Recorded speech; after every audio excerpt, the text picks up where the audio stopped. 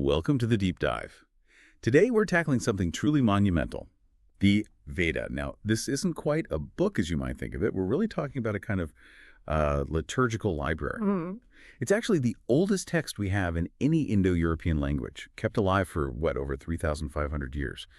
Just astonishing. Yeah. And preserved by this oral tradition known for its incredible complexity and just sheer accuracy. Absolutely. And our goal today for you is really to unpack its structure, because it does have a structure. The Obeah has 10 books, Maṇḍalas, and there's a clear sort of linguistic layering there, a stratigraphy. So we're going to trace how it shifts, from very practical ritual guides towards some really deep philosophical questions about, well, everything. Okay, let's get into that structure. 10 Maṇḍalas. Where do we actually begin? What's the oldest layer here? Well, you'd think maybe book 1, right? But no. We actually start right in the middle. Maṇḍalas 2 through 7. These are the so-called family books. They came first probably somewhere between 1500 and 1000 BCE.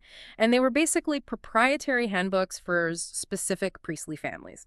Very practical, almost entirely focused on the yajna, that's the core sacrifice ritual. You see hymns praising gods who do things like Agni. Agni, the fire god, the link between humans and gods. Exactly, the divine priest, the go-between. And Indra, the classic warrior king, the one famous for smashing obstacles and releasing the waters. Yeah. Very functional deities. Right, so the oldest part is essentially a how-to for priests.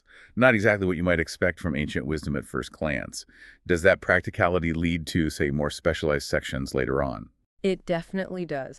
That specialization is precisely why Maṇḍala 9 exists. It's the Soma Maṇḍala. See, they took all the older hymns related to preparing the soma, this sacred plant-based drink, and they compiled them into one single book, a dedicated manual just for the soma pavamana, the purification process. Again, driven by ritual need. Okay, but then, like you said, things shift. Maṇḍalas 1 and 10 are different. What happens there? What changes? Yeah, this is where it gets really fascinating. Maṇḍalas 1 and 10 are the latest editions, and they're also the longest. The language itself changes. Linguists are quite clear on that.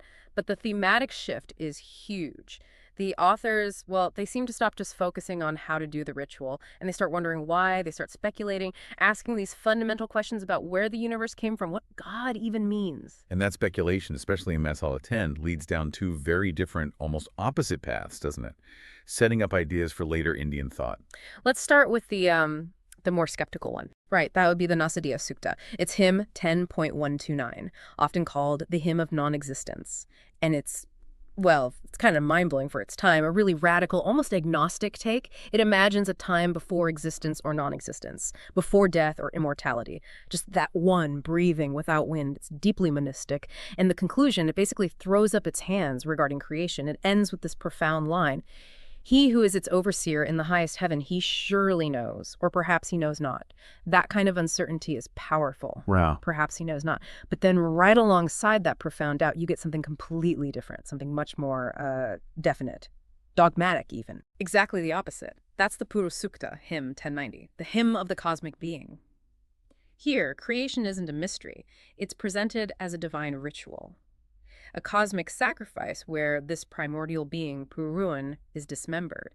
And crucially, this is really important for you to grasp, this hymn, 1090, is the only place in the entire Veda that explicitly names the four vargas, the social classes: priests, warriors, commoners, servants. So its function seems pretty clear, providing a kind of divine blueprint, a theological justification for a hierarchical social order. Understanding that tension, the Nāsadīya's radical doubt versus the Puruṣa's cosmic order, seems key. So how should this evolution, this structure, change how we approach the Veda overall? You mentioned it's not like reading, say, Greek myths. That distinction is absolutely vital. The Veda is liturgy. Its primary purpose wasn't storytelling, it was performance. You perform the Veda correctly to achieve ritual efficacy, to literally maintain the order of the cosmos. It's active, it's functional. Homer, the Greek myths, that's literature. You read it for plot, for character, for entertainment, for moral lessons maybe, but not typically to make the sun rise. And the gods themselves reflect this difference, right? Precisely. Think about the Greek gods Zeus, Hera, Apollo. They are bursting with personality. They get jealous, angry, they scheme, they fall in love. Very human-like dramas. The main Vedic deities in the older layers, like Agni and Indra, they are primarily defined by their function. What is Agni's job? To carry the offering. What is Indra's job? To defeat Vutra and release the waters, their role within the ritual system is paramount. Okay, so quick recap for everyone listening. We've traced this journey from the core family books, very practical, ritual-focused, through specialization like the Soma Maṇḍala, all the way to the late Maṇḍalas 1 and 10, where speculation takes over, leading to that amazing contradiction between the skeptical Nāsadīya Sūkta and the cosmically ordered, socially structuring Puruṣa Sūkta. Right. And maybe the final thought to leave you with is this. Consider the direction of this evolution. It's quite remarkable. You see other ancient traditions, like the Greek one, evolve kind of outward. The mythology of Homer eventually gives way to the more secular, rational philosophy of Plato, who is often critical of the old gods. But the Vedic tradition, spurred by those deep questions within Maṇḍala 10, seems to evolve inward. It uses those very questions about the limits of the gods and the nature of reality as a launchpad. A quest begins not to abandon the Veda, but to look beyond or within the functional gods of the ritual, to find that single, ultimate, perhaps formless reality, what later gets called Brahman, that underlies everything. That inward turn, starting right here in the late Veda, that's something really powerful to contemplate.